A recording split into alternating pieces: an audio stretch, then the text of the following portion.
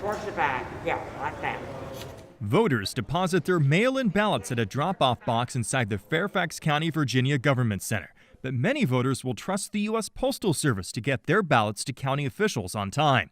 Virginia ballots are inside two envelopes labeled A and B. The A envelope directs the U.S. Postal Service to get the ballot to the right place. But it's the critical B envelope, something called a secrecy sleeve, that validates the voter's identity according to Virginia law. Really the same information, but we're getting it in the voter's handwriting and their signature, attesting that they are the voter who requested it. Gary Scott has 22 years' experience helping to run Fairfax County elections, but never one where mail-in ballots were so popular. The outer envelope has a barcode, which allows us to scan and identify the voter. Then the B envelope will be separated from the outer envelope. 16 states have laws mandating secrecy sleeves according to the National Conference on State Legislatures.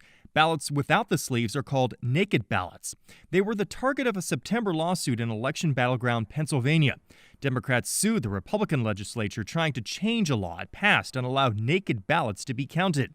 The lawsuit failed, and the requirement stands, just as in Virginia. Will that ballot be counted? The ballot must be returned inside the B envelope. Just across the Potomac, Maryland runs mail-in balloting differently. Here's an example of Montgomery County's mail-in ballot.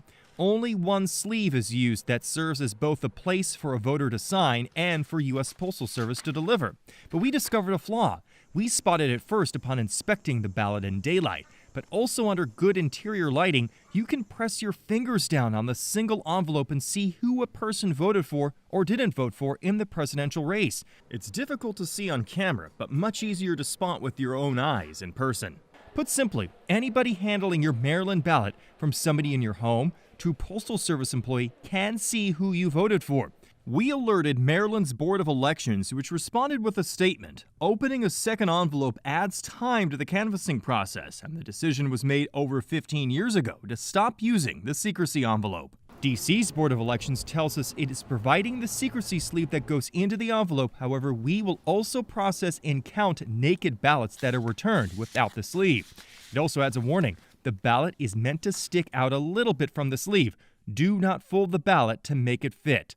Heads up, Maryland residents, we have 2 tips you can use to keep your presidential ballot secret. Now, the State Board recommends you can just use a white sheet of paper and fold your ballot inside and include it in the envelope. If you want to save the paper, you just take your local election returns and fold your presidential pick inside, fold it up, put it inside the envelope, and your presidential pick can't be seen through the envelope.